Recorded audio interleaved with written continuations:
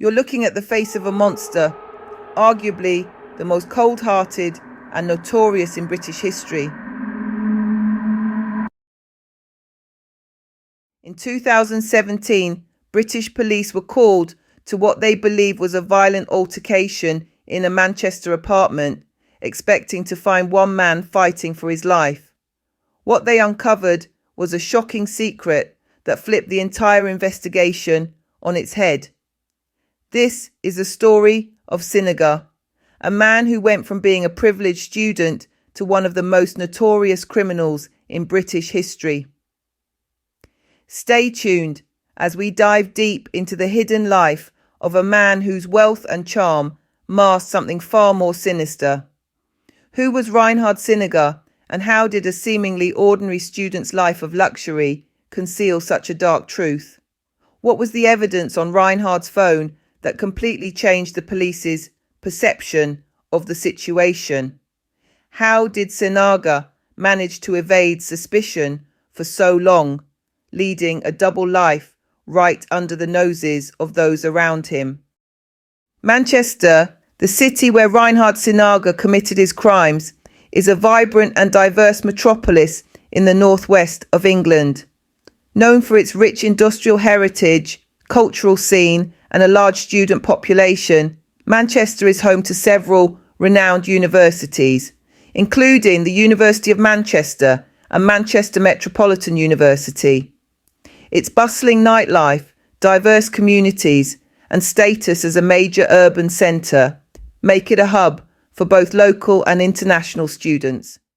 On the night of June 2nd, 2017, in Manchester, a young man woke up in a state of disarray in the apartment of Sinaga, an Indonesian PhD student. Confused and feeling violated, he immediately reported the incident to the police. Initially, the police did not fully grasp the gravity of the situation. They assumed it might be an isolated case of assault. However, when they confiscated Sinaga's phone, the true horror of what had occurred began to unravel. The police discovered hundreds of hours of footage showing Sinaga X assaulting dozens of men. He had been preying on young men for years, often targeting those who were intoxicated and luring them back to his flat.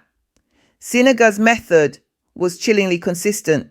He would drug his victims, rendering them unconscious, and then assault them while recording the acts. The police initially misread the situation due to the lack of physical evidence pointing to a violent struggle or typical crime scene. Sinaga's victims were often unaware of the assault when they awoke, thanks to the drugs he administered. This led to a significant delay in recognizing the pattern of his offences, allowing him to continue his predatory behaviour undetected for over a decade. Who was Sinaga, and how did his life conceal such a dark truth? Raised in extraordinary wealth, Sinaga was the son of a successful real estate magnate and banker. The oldest of 4 children, Sinaga was born in 1983 into a conservative Christian family, part of the Batak tribe from the island of Sumatra.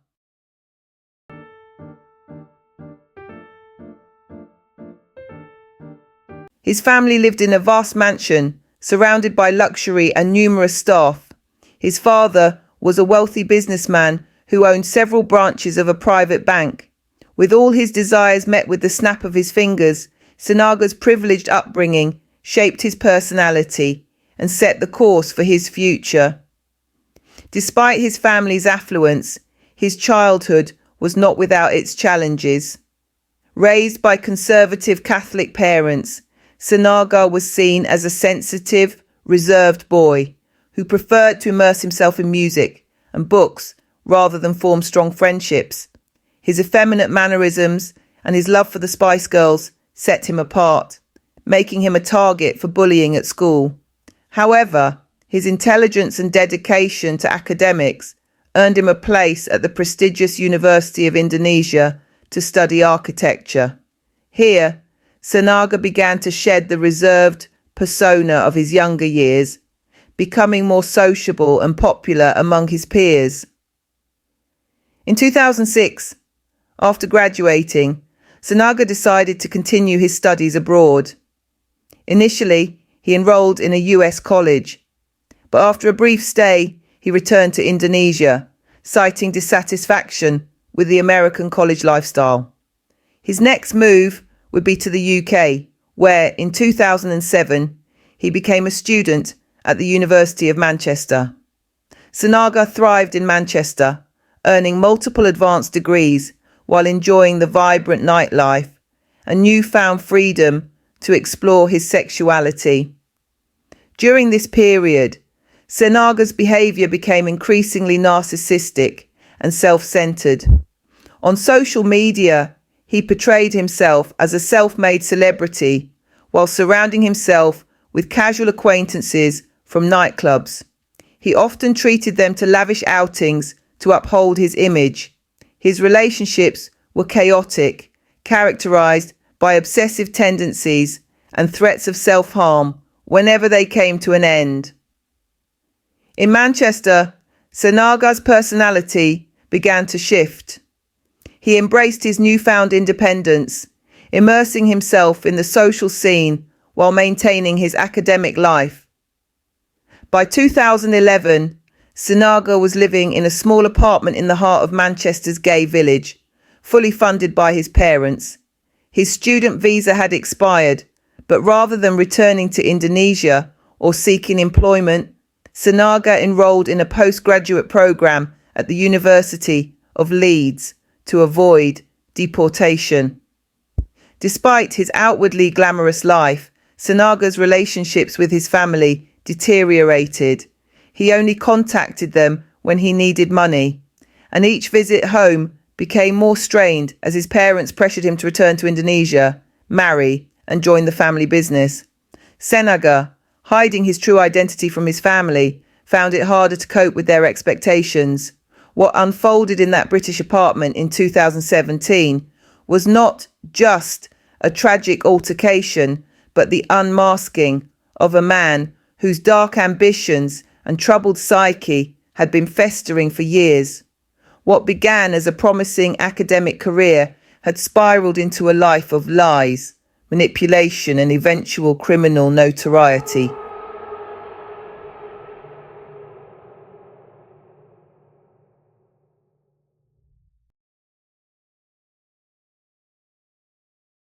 By the end of 2014, Reynhard had just returned from a trip to Indonesia.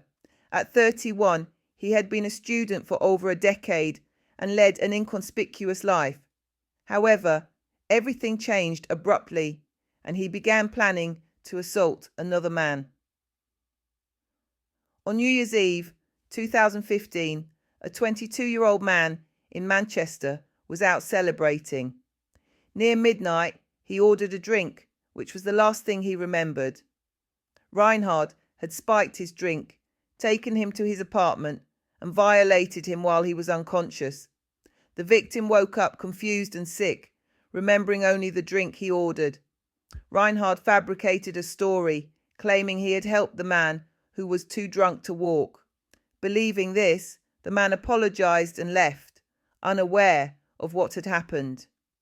Reynhard, feeling a rush from the encounter, boasted about it to friends on WhatsApp, who assumed it had been consensual. Weeks later, Reynhard targeted another man. The scenario repeated. A party, too much drinking, an invitation back to his apartment, a spiked drink, and a violation.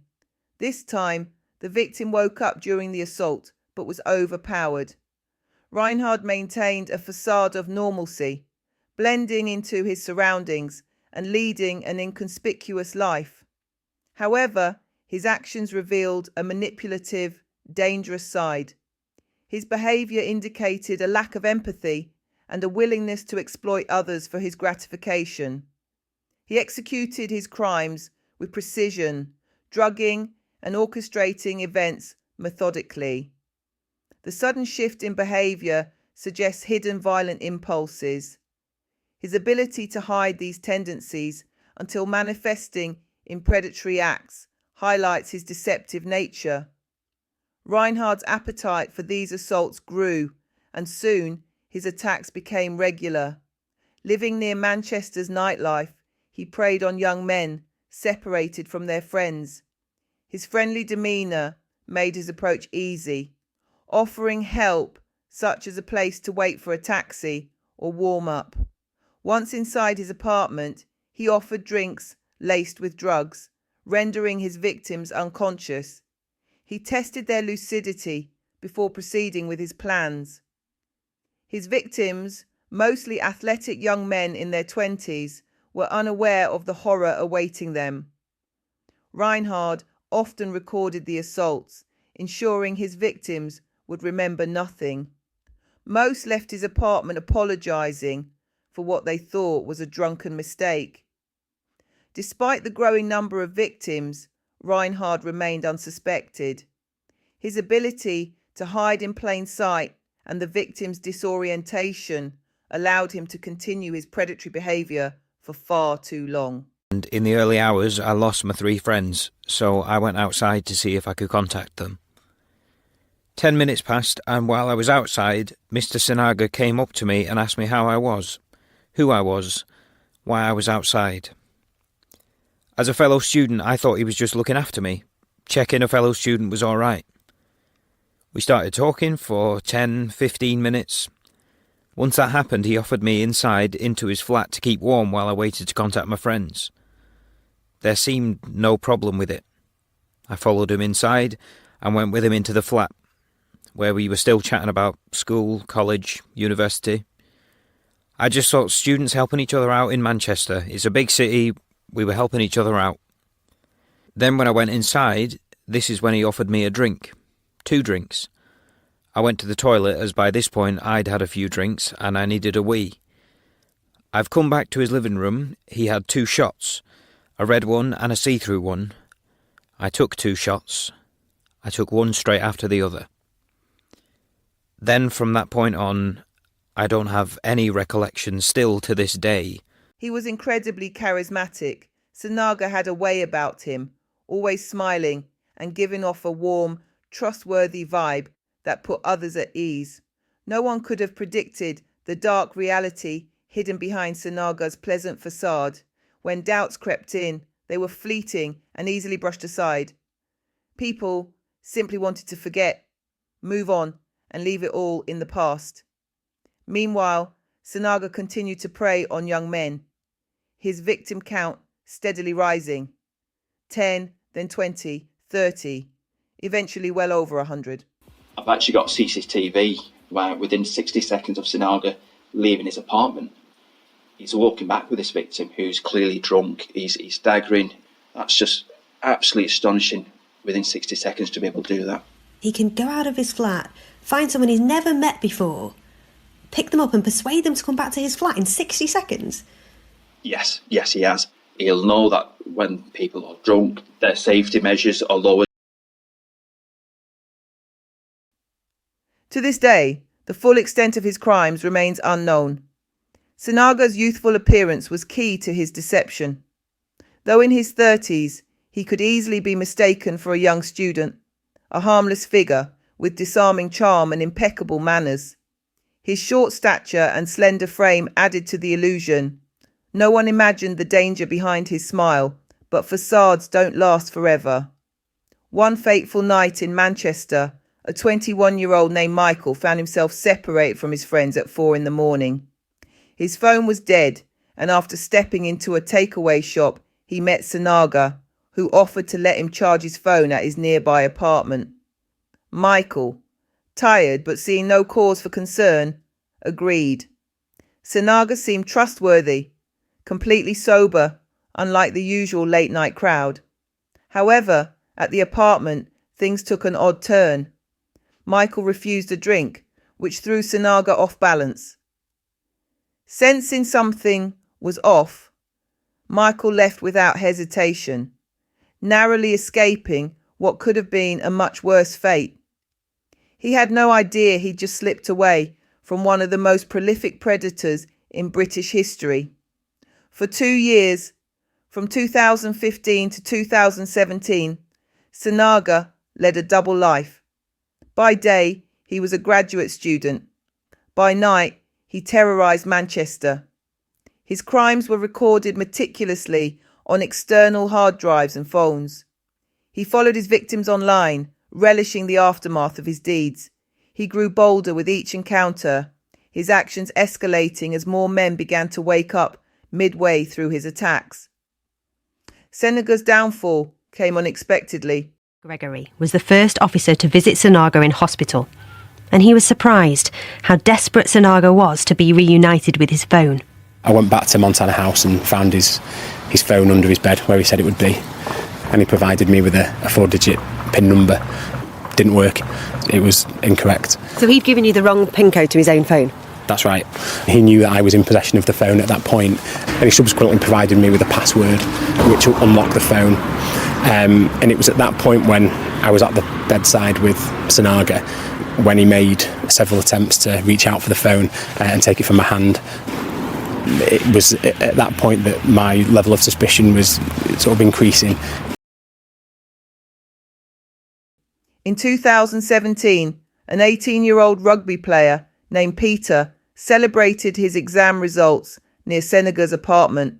Feeling woozy, Peter stepped outside to clear his head. Sinaga, ever the opportunist, invited Peter back to his apartment. Peter accepted, never suspecting the danger. Inside, Peter drank what he thought was vodka, only to quickly feel its effects. Sinaga tried to coax him to stay, but Peter fought to leave. Disoriented, he collapsed, and Sinaga set up cameras to assault him. However, Peter regained consciousness and fought back fiercely. A brutal fight ensued, and Peter managed to escape, battered but alive. He sought help from neighbours, and emergency services soon arrived. Initially, Peter was arrested, his strong build compared to Sinaga's frail appearance misleading the police. Sinaga, now in critical condition, claimed he had been attacked. However, investigators found a trove of videos documenting his monstrous crimes on his phone. Peter's escape exposed Sinaga as one of the most prolific serial offenders in modern British history. The investigation revealed over 800 recordings of assaults and hundreds of victims. Sinaga's reign of terror had ended, but the trauma he left behind would ripple through the lives of his victims for years. Despite overwhelming evidence, Sinaga pleaded not guilty to all 159 charges, forcing a series of 4 trials where victims had to testify and jurors had to watch hours of distressing videos.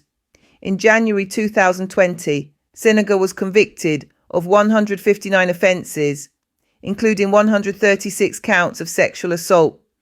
He received 88 life sentences. His trial became one of the largest and most shocking cases of its kind in the UK. His victims bore the scars of his actions, physically, emotionally, and psychologically. Speaking for the first time after his son was jailed, his father, Saibin Sinaga, told BBC Indonesian over the phone, "We accept the verdict. His punishment fits his crimes. I don't want to discuss the case any further."